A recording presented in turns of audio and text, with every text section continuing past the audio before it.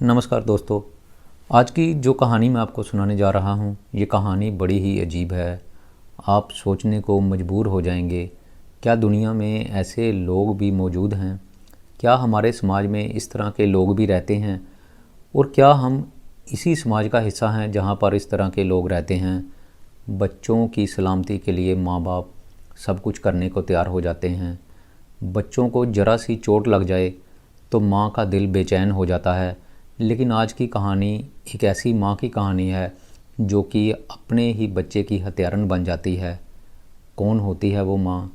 क्या कारण था कि उसने अपने ही बच्चे को बड़ी ही बेरहमी से मरवा दिया? ये सारी कहानी मैं आपको सिलसिलेवार तरीके से सुनाऊंगा।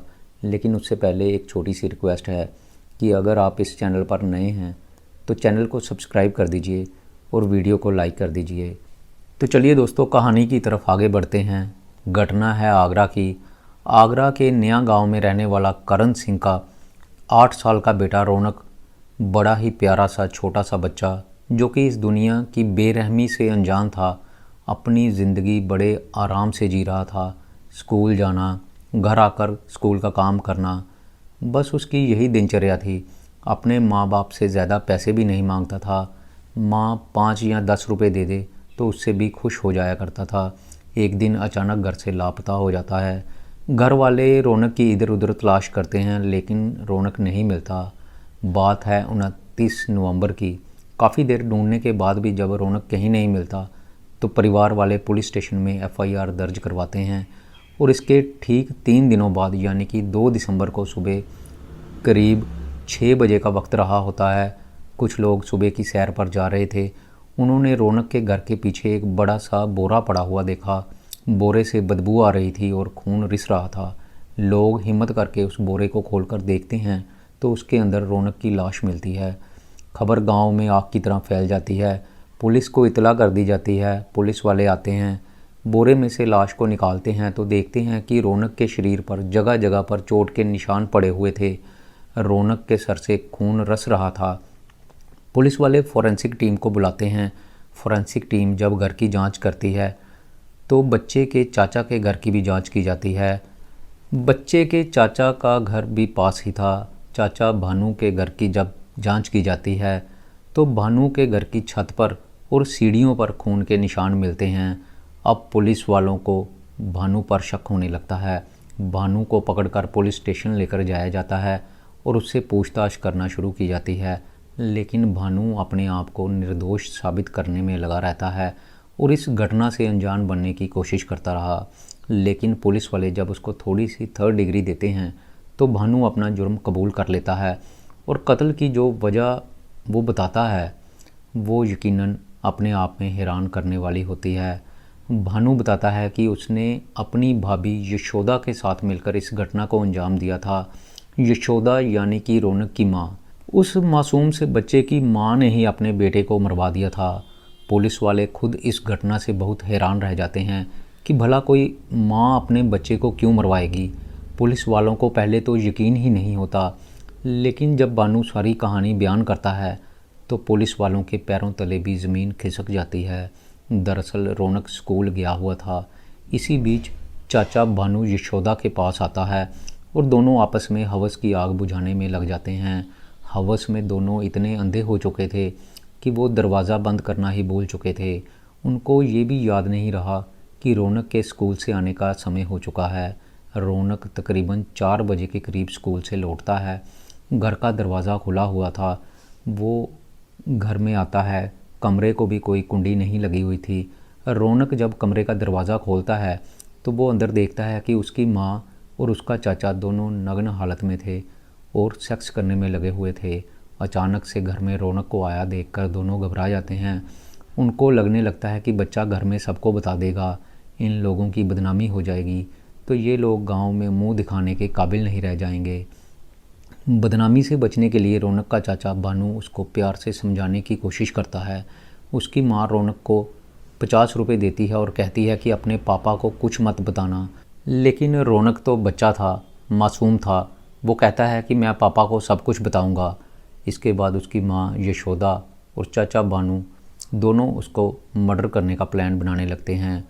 भानु रौनक को पास की दुकान पर लेकर जाता है और उसको चिप्स के पैकेट दिलवाता है और कहता है कि चलो छत पर जाकर बैठते हैं, वहाँ पर तुम चिप्स खा लेना। रौनक को अपने चाचा के खतरनाक मंसूबों का पता नहीं था।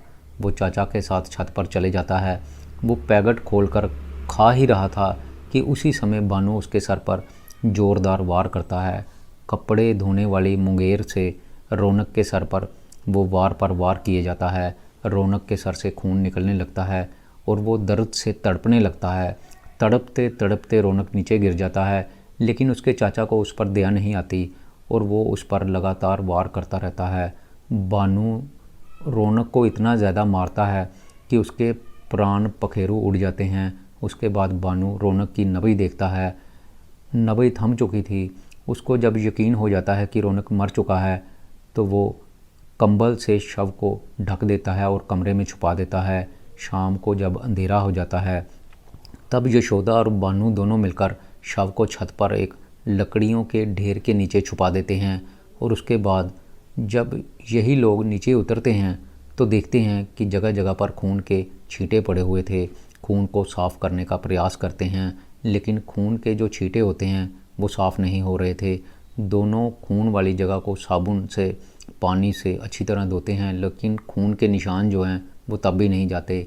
इसके बाद यशोदा और भानु दोनों पुलिस से बचने की प्लानिंग करने लगते हैं। दोनों की प्लानिंग ये थी कि लाश को पास में ही रहने वाले रिश्तेदारों के घर में फेंक देते हैं, क्योंकि रिश्तेदारों के साथ इनकी पुरानी रंजिश भी थी। तो सबको यही लगेगा कि हो सकता है कि रिश्तेदारों ने रंजिश के कारण ही उसके बेटे की हत्या कर दी। लेकिन शव को किसी के घर के अंदर फेंकना इतना आसान नहीं था, इसलिए ये लोग अपने मंसूबों में कामयाब नहीं हो पाते और फिर ये लोग रौनक के गुम होने की, उसके अपहरण होने की कहानी बनाने लगते हैं। भानु पुलिस को पूछताछ में यही कहता रहा कि रौनक का अपहरण हो गया है और उसके अपहरण के एवज़ में अपहरणकर्ता फिरौती मांग रहे हैं, लेकिन वो पुलिस को ज़्यादा देर चकमा ना दे सका। उसकी चाल जो है वो कामयाब ना हो पाई और भानु जो है पुलिस की सख्ती के आगे सब कुछ बयान कर देता है। पुलिस वाले जब भानु को पूछते हैं कि एक माँ अपने बेटे को कैसे मार सकती है, क्या ये कहानी भी तुम झूठी तो नहीं सुना रहे, तो भानु पुलिस को बताता है कि दरअसल उसके और यशोदा के बीच पिछले 5 सालों से नाजायज़ संबंध थे। उसका बड़ा भाई करण घर से दूर सूरत में काम करता था और वहाँ पर ही रहता था।